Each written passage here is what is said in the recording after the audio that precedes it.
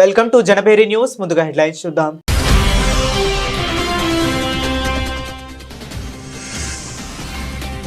Russia ఆయిల్పై మళ్లీ పాత పాటే పాడిన ట్రంప్. పుట్టిపారేసిన భారత్, మా ఇంధనం విధానం స్వతంత్రమైందన్న న్యూఢిల్లీ.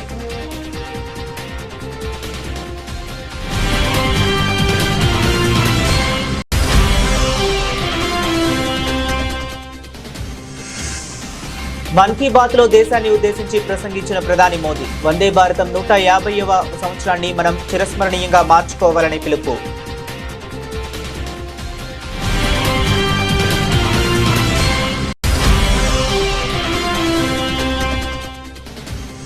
శౌర్యవీర్ రన్ ఫర్ ఇండియా కు మంచి స్పందన వచ్చింది. సంతోషం వ్యక్తం చేసిన chief of army staff general Upendra Dwivedi.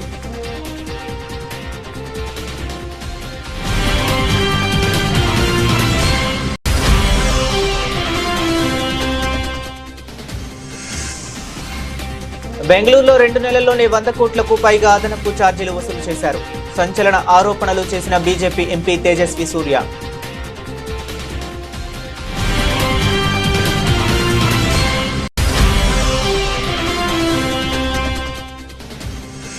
Huzur Nagar Telangana పరిశ్రమలు డీట్ సింగరేణి కాలరీస్ సంస్థ ఆధ్వర్యంలో మెగా జాబ్ మేళా. 20 నెలల్లోనే 75,000 ఉద్యోగాలు కల్పించామన్న మంత్రి ఉత్తమ్.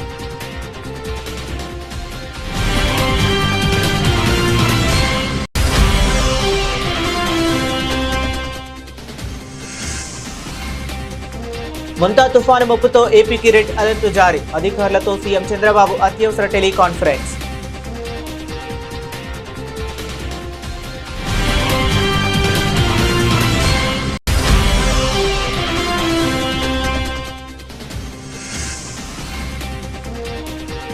జూబ్లీహిల్స్ ఉప ఎన్నికల్లో కాంగ్రెస్ కు జలక్ తప్పదు.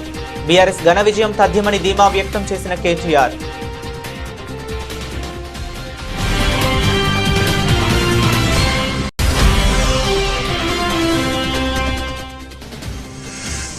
దోచుకున్నది దాచుకోవటానికే విదేశాలకు చంద్రబాబు, లోకేష్. కూటమి ప్రభుత్వంపై ఎమ్మెల్యే తాటిపత్రి చంద్రశేఖర్ ధ్వజం.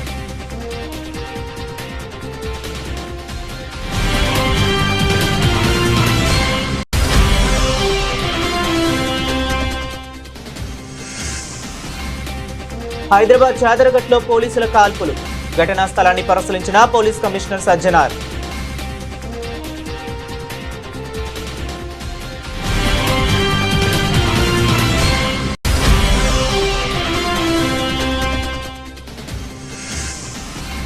ప్రజా సమస్యలను పక్కకు పెట్టి జేబులు నింపుకోవటంలో బిజీ. తీవ్ర స్థాయిలో మండిపడ్డ వైఎస్ఆర్సీపీ అధికార ప్రతినిధి జూపూడి ప్రభాకర్ రావు.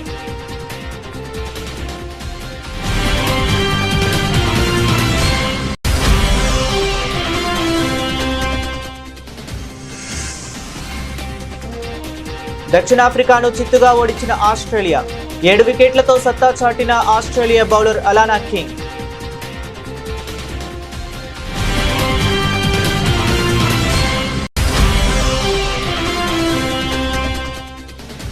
మెగాస్టార్ చిరంజీవిని కలిసిన తెలుగు ఫిల్మ్ జర్నలిస్ట్ అసోసియేషన్ సభ్యులు. ఫిల్మ్ జర్నలిస్టుల సంక్షేమానికి తన వంతు సహకారం అందిస్తానన్న చిరంజీవి.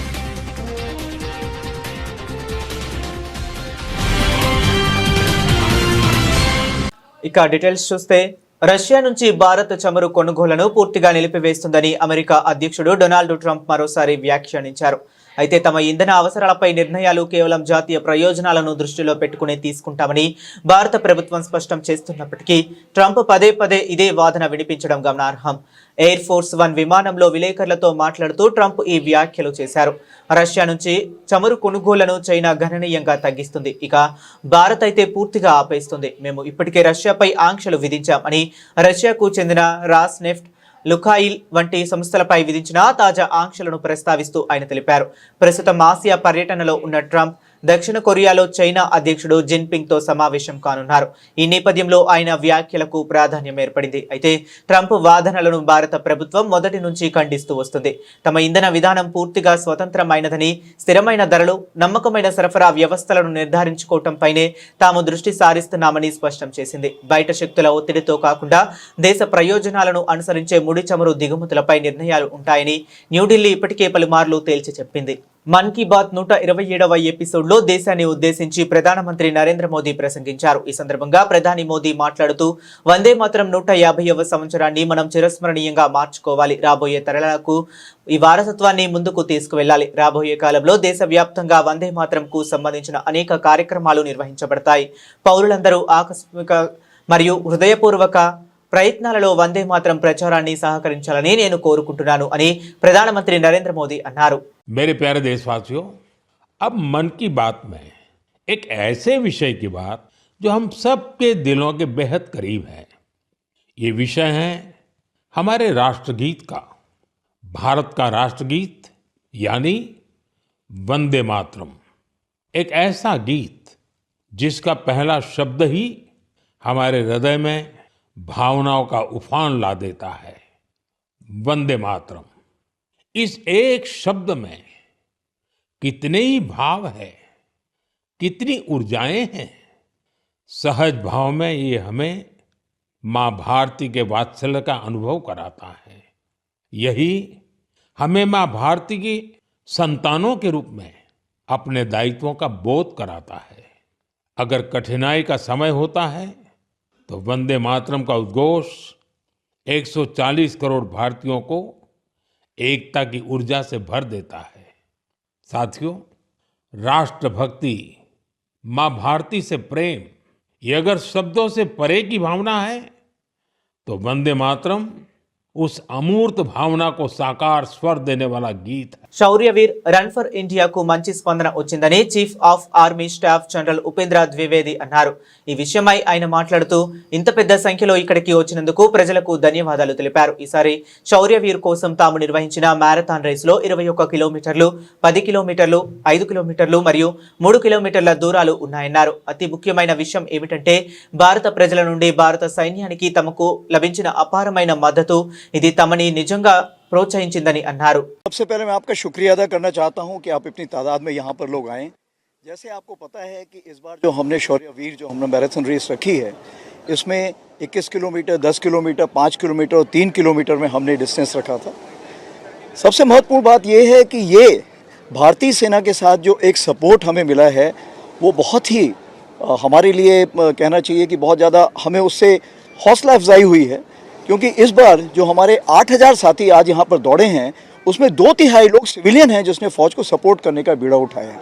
यहाँ तक कि हमें कभी फौजी भाइयों को रोकना पड़ा क्योंकि हमारे पास रजिस्ट्रेशन ओवरफ्लो कर गया था। रही बात पूरे भारत में, तो तकरीबन 21 लोकेशन में ये जो है रेस हुई है और इसमें 35,000 से ज़्यादा वॉलंटियर्स ने रेस में भाग लिया है। తీవ్రమైన రద్దీ ఉన్నప్పటికీ బెంగళూరులో అత్యధిక మెట్రో ఛార్జీలు ఉన్నాయని బీజేపీ ఎంపీ తేజస్వి సూర్య అన్నారు. ఛార్జీల స్థిరీకరణ నివేదికలో ప్రాథమిక లోపాలు ఉన్నాయని, దీని ఫలితంగా కేవలం 2 నెలల్లోనే ప్రజల నుంచి 100 కోట్లకు పైగా అదనపు ఛార్జీలు వసూలు చేయబడ్డాయి అని అన్నారు. I think we are honestly feeding into this news cycle by responding to him each and every time. My sincere appeal to the Chief Minister is this. You have a minister in your cabinet who is least interested in the ministry that you have assigned to him. In the last 2.5 years, I have not seen the IT minister make even a single statement regarding his ministry. The chief minister should make things easier for him. It is not difficult for the chief minister to create a new ministry. Maybe the CM should consider creating a new ministry for RSS affairs or RSS investigative affairs or something like this that will keep Priyank Kharge busy. Maybe, honestly, people should also do work that they are passionate about. Right? There is no point in burdening him with responsibility that he is not interested in. I think the chief minister should create a separate ministry that will look after, RSS affairs and such, banning and, such, maybe I don't know what nomenclature can be used, comprehensive extracurricular activities ministry, where, regular giving controversial sound bites, not speaking about development, can be a full-time job of a minister. And maybe you can assign him that responsibility and he will do exceedingly well in that. I don't think one should burden him with, a very important ministry like the IT ministry, where his heart is not there. I mean, you are a journalist, madam, and you are doing this out of purpose and passion, right? You wanted to do this. You are doing so well because you are doing it out of passion. In the same way, everybody has their own calling. Let Priyank Kharge choose his calling. Let him leave the subjects of development, IT, and everything for other ministers in the government. Let him focus on this, controversial statement making, RSS affairs type of a ministry. Let the CM. ఉద్యోగాలు రావాలంటే తెలంగాణ రాష్ట్రం ఏర్పడాలని ఉద్యమాలు చేశామని, ఇప్పుడు నిరుద్యోగ సమస్య పరిష్కారానికి కాంగ్రెస్ ప్రభుత్వం నిరంతరం కృషి చేస్తుందని మంత్రి ఉత్తమ్ కుమార్ రెడ్డి పేర్కొన్నారు. కాంగ్రెస్ పాలనలో ప్రభుత్వ, ప్రైవేటు రంగాల్లో ఉద్యోగ అవకాశాలు కల్పించడానికి పాటుపడుతున్నామని చెప్పారు. శనివారం సూర్యాపేట జిల్లా హుజూర్ నగర్ లో తెలంగాణ పరిశ్రమలు డీట్ సింగరేణి కాలరీస్ సంస్థ ఆధ్వర్యంలో ఏర్పాటు చేసిన మెగా జాబ్ మేళను ఆయన ప్రారంభించి మాట్లాడారు. కాంగ్రెస్ అధికారంలోకి వచ్చిన 20 నెలల్లో 75,000 ఉద్యోగాలు కల్పించామన్నారు. మేము హుజూర్ నగర్లో ఈరోజు తెలంగాణ రాష్ట్రంలో ఎన్నడూ జరగని విధంగా అతి భారీ మెగా జాబ్ మేళా నిర్వహించడం మాకెంతో సంతోషంగా ఉందని చెప్పి నేను మనవి చేస్తున్నాను. ఈరోజు ఉదయం ఇంటర్వ్యూస్ మొదలై ఇప్పటి వరకే 250 యువతకి 250 మంది యువతీ యువకులకి జాబ్ ఆఫర్ లెటర్స్ ఇవ్వడం జరిగింది. ఇప్పుడు వీలైతే ఈ మీటింగ్ కాగానే కొన్ని జాబ్ ఆఫర్ లెటర్స్ ఇవ్వడం జరుగుతుంది. హుజూర్ నగర్ లో, కోదాడులో కాంగ్రెస్ పార్టీ ముఖ్యులతో సంప్రదించి మరి గ్రామీణ యువతకి, రూరల్ యూత్ కి ఎంప్లాయ్మెంట్ విషయంలో చాలా తీవ్రమైన సమస్యలు అనే విషయాన్ని గుర్తించి పట్టణాల్లో చదువుకున్న నిరుద్యోగ యువత కంటే గ్రామీణ ప్రాంతంలో నిరుద్యోగ యువత సమస్య తీవ్రంగా ఉందని మేము ఆలోచన చేసి మన ప్రాంతంలో, రాష్ట్రంలో, దేశంలో ప్రముఖ కంపెనీలను ఆహ్వానించి ఇక్కడ హుజూర్ నగర్ లో జాబ్ మేళా నిర్వహించాలని చెప్పి మేము ఆలోచన చేసి ముందుకు పోయాం.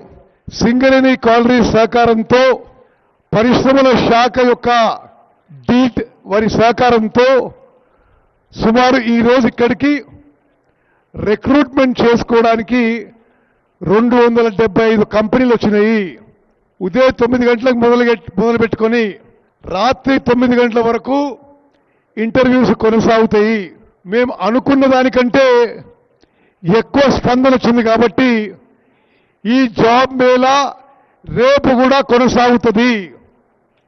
ఇక్కడికి వచ్చిన నిరుద్యోగ యువత అందరికీ నేను మనవి చేస్తున్నా, మీరు ఆతృత పడనవసరం లేదు, యాంగ్జైటీ వద్దు. రేపు కూడా ఈ జాబ్ మేళా కొనసాగుతుంది.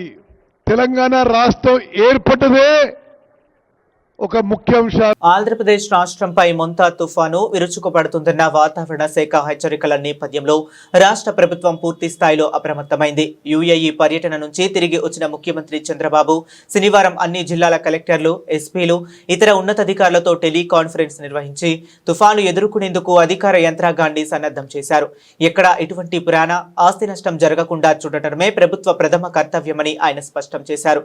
వాతావరణ శాఖ జారీ చేసిన రెడ్ అలర్ట్ను ప్రస్తావిస్తూ ఈ నెల 26, 27, 28, 29 తేదీల్లో తుఫాను ప్రభావం రాష్ట్రంపై తీవ్రంగా ఉంటుందని సీఎం తెలిపారు. ముఖ్యంగా ఈ నెల 28వ తేదీ సాయంత్రం కాకినాడ సమీపంలో మెంతా తుఫాను తీవ్ర తుఫానుగా మారి తీరం దాటుతుందని, ఆ సమయంలో గంటకు 90 నుంచి 110 కిలోమీటర్ల వేగంతో పెనుగాలులు వీస్తాయని అంచనా వేస్తున్నట్లు వివరించారు. దీని ప్రభావం శ్రీకాకుళం నుంచి తిరుపతి వరకు ఉంటుందని, 80 నుంచి 100 మిల్లీమీటర్ల మేర భారీ వర్షం కురిసే అవకాశం ఉన్నందున ఇప్పటి నుంచే సమగ్ర సన్నాహక చర్యలు చేపట్టాలని ఆదేశించారు. ఈ విపత్తుల సమయంలో ప్రజల ప్రాణాలను కాపాడటం కంటే ముఖ్యమైనది ఏదీ లేదు. ప్రతి జిల్లా కలెక్టర్ ప్రత్యేక కార్యాచరణ ప్రణాళికతో సిద్ధంగా ఉండాలి. తక్షణమే సహాయక చర్యలు చేపట్టేందుకు అవసరమైన వనరులను సమకూర్చుకోవాలి అని చంద్రబాబు నిర్దేశించారు. జూబ్లీహిల్స్ ఉప ఎన్నికల్లో కాంగ్రెస్ కు జలక్ తప్పదని, బీఆర్ఎస్ ఘన విజయం తథ్యమని బీఆర్ఎస్ వర్కింగ్ ప్రెసిడెంట్ కేటీఆర్ స్పష్టం చేశారు. మెజారిటీ కోసం గులాబీ శ్రేణులు శ్రమించాలని విజ్ఞప్తి చేశారు. ఎలాంటి పొరపాట్లకు తావివ్వకుండా కష్టపడి పనిచేయాలని, మాగంటి గోపీనాథ్ చేపట్టిన మంచి పనులను ప్రజల్లోకి తీసుకువెళ్లి ఆయన సతీమణి సునీత విజయానికి కృషి చేయాలని పిలుపునిచ్చారు. మోసం చేసిన కాంగ్రెస్ కు జూబ్లీహిల్స్ ప్రజలు ఓటుతోనే బుద్ధి చెప్పాలని కోరారు. పింఛన్లు పెంచుతాం, మహిళలకు నెలకు 2,500 ఇస్తాం, పెండ్లి చేసుకున్న ఆడబిడ్డలకు తులం బంగారం ఇస్తాం, యువతులకు యువకులకు స్కూటీలు ఇస్తామని చెప్పి దోఖా చేసిన హస్తం పార్టీకి బొందపెట్టాలి అని పిలుపునిచ్చారు. యావత్ తెలంగాణ ప్రజానికం జూబ్లీహిల్స్ వైపే చూస్తున్నదని, చైతన్యవంతమైన జూబ్లీహిల్స్ ప్రజలు గుద్దుడే గుద్దుడు కాంగ్రెస్ తుక్కు కావాలని సూచించారు. మనమేమో ఇక్కడ హైదరాబాద్లో ఒక సైడ్లో ఒక తిరిగి ఓటేసినాం.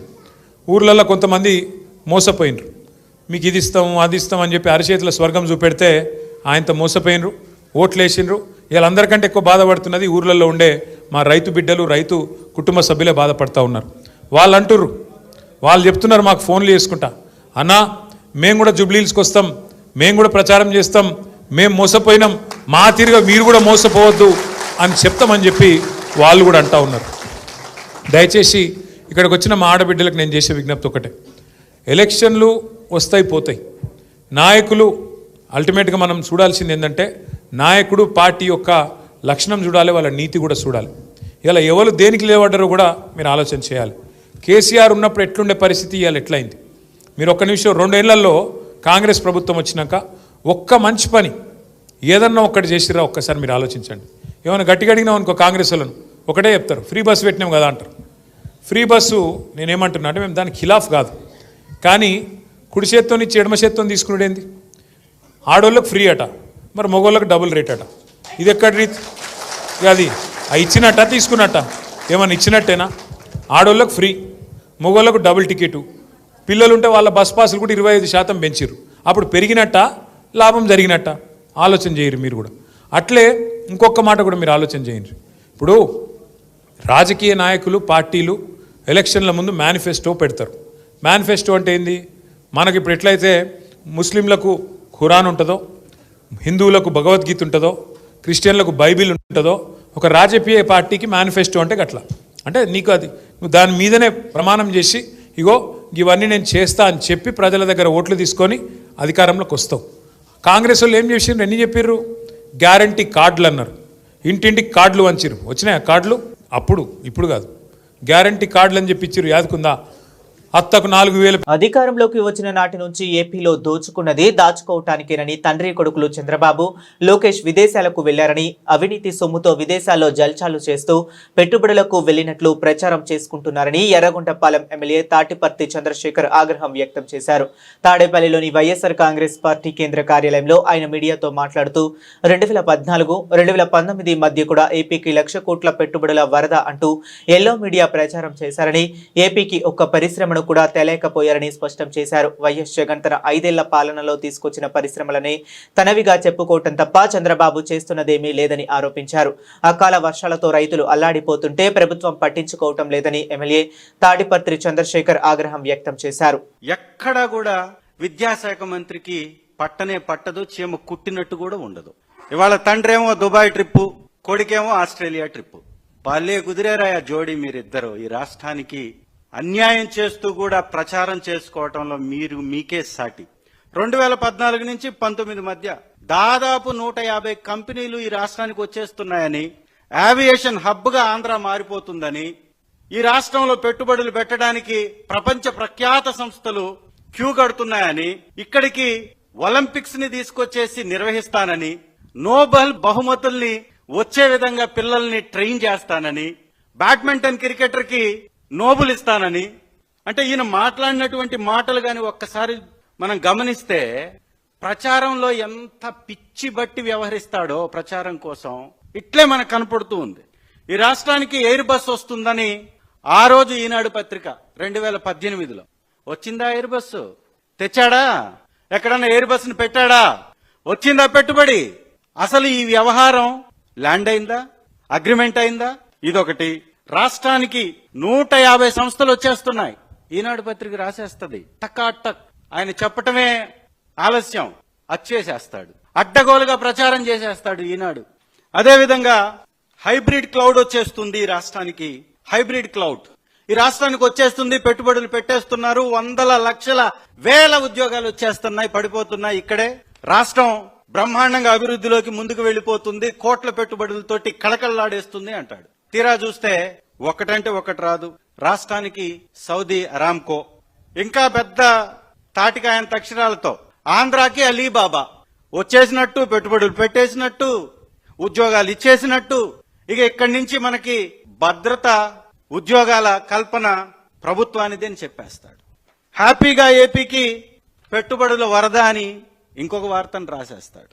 ఎందుకు చంద్రబాబు నాయుడు గారు విచ్చలవిడిగా ఇవి విదేశీ పర్యటనలు చేస్తూ ఉంటాడంటే, జల్సాలకు అలవాటు పడ్డటువంటి మంత్రుల్ని, జల్సాలకి ప్రభుత్వ డబ్బుని విరివిగా ఖర్చు పెట్టడానికి అలవాటు పడ్డటువంటి చంద్రబాబు నాయుడు గారి ప్రభుత్వం మంత్రుల్ని, ఎమ్మెల్యేలని షికారులకు తీసుకెళ్తాడు. ఇక్కడ సంపాదించినటువంటి సంపాదనని అక్కడ దాచిపెడతాడు. ఈ విహారయాత్రలు, విదేశీ పర్యటనలు అంటే పెట్టుబడుల కోసం కాదు సుమి, కేవలం దోచిన డబ్బుని దాచుకోవడానికి.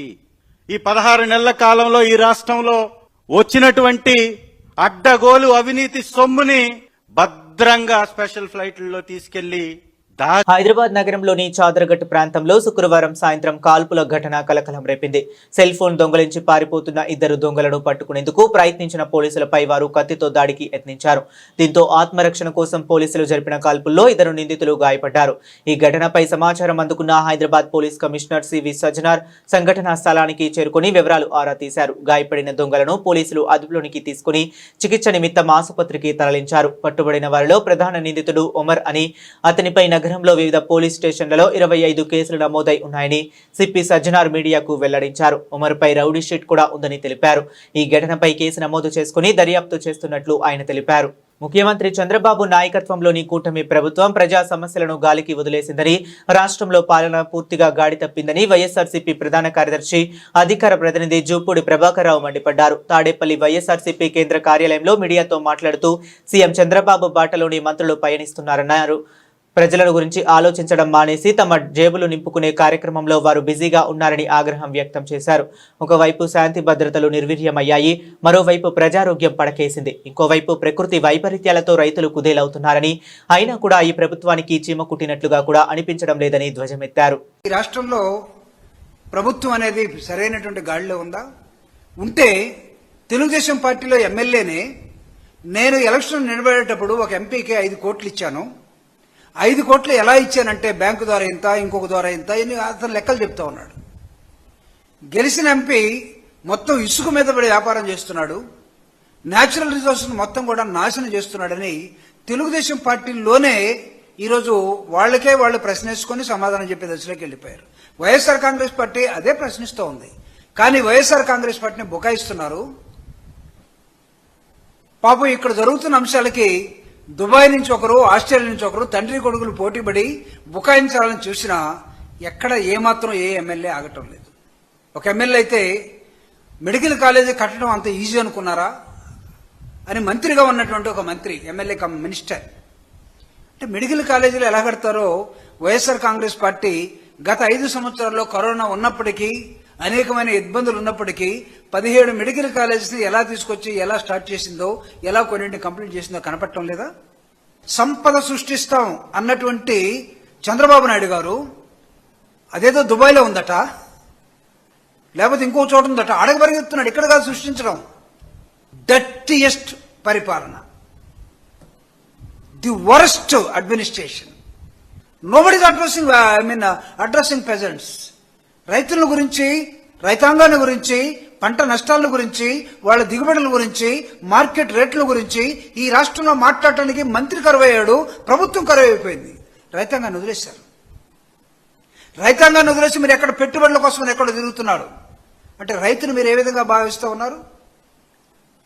ముఖ్యం కాదా? వైఎస్ఆర్ కాంగ్రెస్ పార్టీ వాళ్ళ పేర్లు రాసుకొని వాళ్ళని శిక్షించడం కోసం రెడ్ బుక్ అనేదాన్ని ఒకదాన్ని చూపిస్తున్నారేమో అనుకున్నారు. కానీ రెడ్ బుక్ అనేది తన పార్టీలోనే, తన ప్రజల మీదనే ప్రయోగించే దశలోకి ఈరోజు రెడ్ బుక్ వెళ్ళిపోయిందని ఈరోజు తెలుగుదేశాన్ని కూటమిని గెలిపించినట్టు ప్రజలు అనుకుంటూ ఉన్నారు. డిప్యూటీ సీఎంగా ఉన్న అతను తన నియోజకవర్గాన్ని వదిలేసి భీమవరంలో ఏలు పెట్టి భీమవరంలో ప్యాకెట్ ఆడుతూ ఉంటే అక్కడ ఉన్నటువంటి డిఎస్పీ ఏం చేస్తున్నాడనే డైరెక్ట్ గా డీజీపీకి ఒక లెటర్ రాస్తాడు. అంటే ప్యాకెట్ ఉన్నట్టా లేనట్టా? ప్యాకెట్ ఉంటే ఇది నాణ్యమైన ప్యాకెట్ అందామా, నాణ్యమైన మందులాగా? ఏమో చంద్రబాబు నాయుడు గారు నాణ్యమైన ప్యాకెట్ని ఏమైనా ఆడిస్తున్నాడేమో. మహిళల వన్డే ప్రపంచ కప్ లో సెమీఫైనల్ సమీకరణాలు స్పష్టమయ్యాయి. శనివారం జరిగిన లీగ్ మ్యాచ్ లో ఆస్ట్రేలియా చేతిలో దక్షిణాఫ్రికా ఘోరంగా ఓడిపోవడంతో సెమీస్ లో టీమిండియా ఎవరితో తలపడందో తెలిపోయింది. పాయింట్ల పట్టికలో అగ్రస్థానంలో ఉన్న ఆస్ట్రేలియాతో భారత్ అక్టోబర్ 30న సెమీఫైనల్స్ లో అమీతుమీ తేల్చుకోనుంది. ఇందోర్లో జరిగిన నేటి లీగ్ మ్యాచ్ లో ఆస్ట్రేలియా బౌలర్ అలానా కింగ్ 7/18 తన స్పిన్ తో మాయ చేసింది. ఆమె ధాటికి సౌత్ ఆఫ్రికా బ్యాటింగ్ లైనప్ పేకమేడలా కూలిపోయింది. కేవలం 24 ఓవర్లతో 97 పరుగులకే సఫారీ జట్ ఆల్అౌట్ అయింది. లారా ఓల్వర్ట్ 31, సినాలో జఫ్తా 29, నాడిన్ డిక్లర్క్ 14 మినహా మరే బ్యాటర్ రెండంకెల స్కోర్ చేయలేకపోయారు. 98 పరుగుల స్వల్ప లక్ష్యంతో బరిలోకి దిగిన ఆస్ట్రేలియా సులువుగానే విజయాన్ని అందుకుంటుంది. ఫోర్బ్ లీచ్ ఫీల్డ్ 5, ఎలిస్ ఫెర్రీ 0 త్వరగా అవుట్ అయినప్పటికీ జార్జియా వాల్ 38, బెత్ ముని 42 బాధ్యతగా ఆడినట్టు జట్టు గెలిపించారు. 16.5 ఓవర్లలో 3 వికెట్లు కోల్పోయి ఆసీస్ లక్ష్యాన్ని ఛేదించింది. ఈ విజయంతో ఆస్ట్రేలియా 7 మ్యాచ్లలో 6 విజయాలు 13 పాయింట్లతో టేబుల్ టాపర్ గా నిలిచింది. తెలుగు ఫిల్మ్ జర్నలిస్ట్ అసోసియేషన్ నూతనంగా ఎన్నికైన సభ్యులు నిన్న మెగాస్టార్ చిరంజీవిని మర్యాదపూర్వకంగా కలిశారు. ఈ సందర్భంగా అసోసియేషన్ ప్రతినిధులు సంస్థ చేపడుతున్న సంక్షేమ కార్యక్రమాలు, భవిష్యత్ ప్రణాళికల గురించి చిరంజీవికి వివరించారు. ప్రధానంగా సినీ జర్నలిస్టుల కోసం హెల్త్ ఇన్సూరెన్స్, యాక్సిడెంట్ పాలసీ వంటి పథకాలు అమలులో ఉన్నాయని, ప్రమాదం లేదా అనారోగ్యం సంభవించినప్పుడు తక్షణ సహాయం అందించడమే తమ ప్రధాన లక్ష్యమని టీఎఫ్జేఏ సభ్యులు తెలిపారు. అలాగే భవిష్యత్తులో జర్నలిస్టుల కోసం హౌసింగ్ సొసైటీ, క్లబ్ హౌస్ ఏర్పాటు చేయాలనే ఆలోచనలో ఉన్నామని వెల్లడించారు. ఈ సందర్భంగా వారి కార్యక్రమాల గురించి తెలుసుకున్న చిరంజీవి అసోసియేషన్ ప్రతినిధులను అభినందిస్తూ జర్నలిస్టుల సంక్షేమం కోసం తన వంతు సహాయం అందిస్తానని హామీ ఇచ్చారు. ఈ సమావేశంలో టీఎఫ్జేఏ అధ్యక్షుడు వైజే రాంబాబు, ప్రధాన కార్యదర్శి ప్రసాద్ రఘు, కోశాధికారి సురేందర్ కుమార్ నాయుడు, ఇతర కమిటీ సభ్యులు పాల్గొన్నారు. ఇందుకు సంబంధించిన ఫోటోలు, వీడియోలను టీఎఫ్జేఏ తన సోషల్ మీడియా ఖాతా ఎక్స్ లో పోస్ట్ చేసింది. బులెటిన్ ముగించే ముందు మరొకసారి హెడ్లైన్స్ చూద్దాం.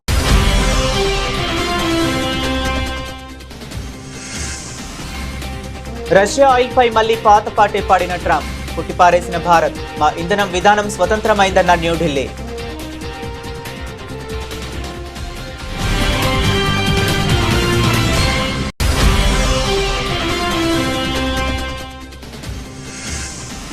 మన్ కీ బాత్ లో దేశాన్ని ఉద్దేశించి ప్రసంగించిన ప్రధాని మోదీ, వందే భారతం 150వ సంవత్సరాన్ని మనం చిరస్మరణీయంగా మార్చుకోవాలని పిలుపు.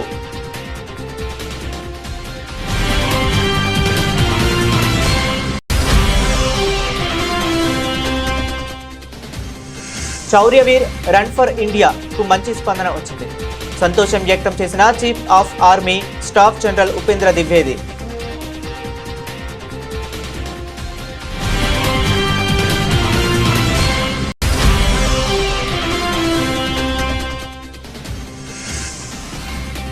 బెంగళూరులో 2 నెలల్లోనే 100 కోట్లకు పైగా అదనపు ఛార్జీలు వసూలు చేశారు.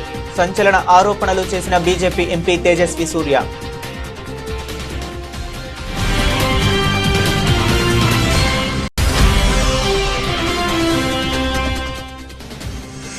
హుజూర్ నగర్ తెలంగాణ పరిశ్రమలు డీట్ సింగరేణి కాలరీస్ సంస్థ ఆధ్వర్యంలో మెగా జాబ్ మేళా. 20 నెలల్లోనే 75,000 ఉద్యోగాలు కల్పించామన్న మంత్రి ఉత్తమ్.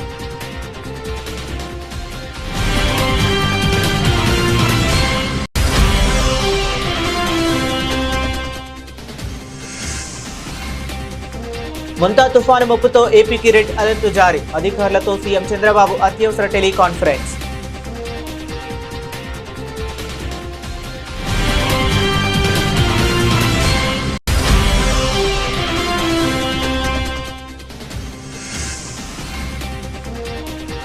జూబ్లీహిల్స్ ఉప ఎన్నికల్లో కాంగ్రెస్ కు జలక్ తప్పదు.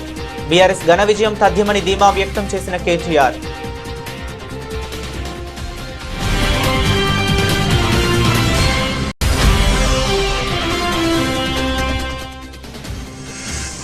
దోచుకున్నది దాచుకోవటానికే విదేశాలకు చంద్రబాబు, లోకేష్. కూటమి ప్రభుత్వంపై ఎమ్మెల్యే తాటిపత్రి చంద్రశేఖర్ ధ్వజం.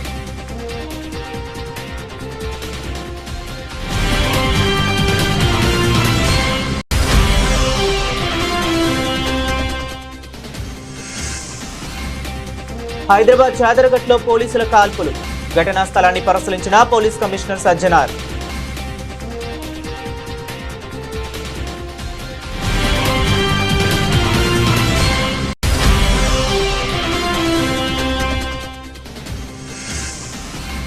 ప్రజా సమస్యలను పక్కకు పెట్టి జేబులు నింపుకోవటంలో బిజీ. తీవ్ర స్థాయిలో మండిపడ్డ వైఎస్ఆర్సీపీ అధికార ప్రతినిధి జూపూడి ప్రభాకర్ రావు.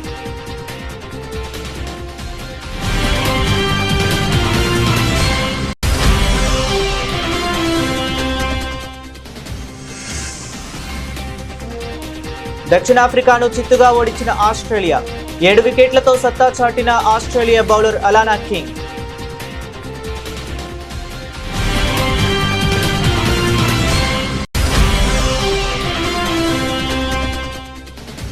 మెగాస్టార్ చిరంజీవిని కలిసిన తెలుగు ఫిల్మ్ జర్నలిస్ట్ అసోసియేషన్ సభ్యులు. ఫిల్మ్ జర్నలిస్టుల సంక్షేమానికి తన వంతు సహకారం అందిస్తానన్న చిరంజీవి.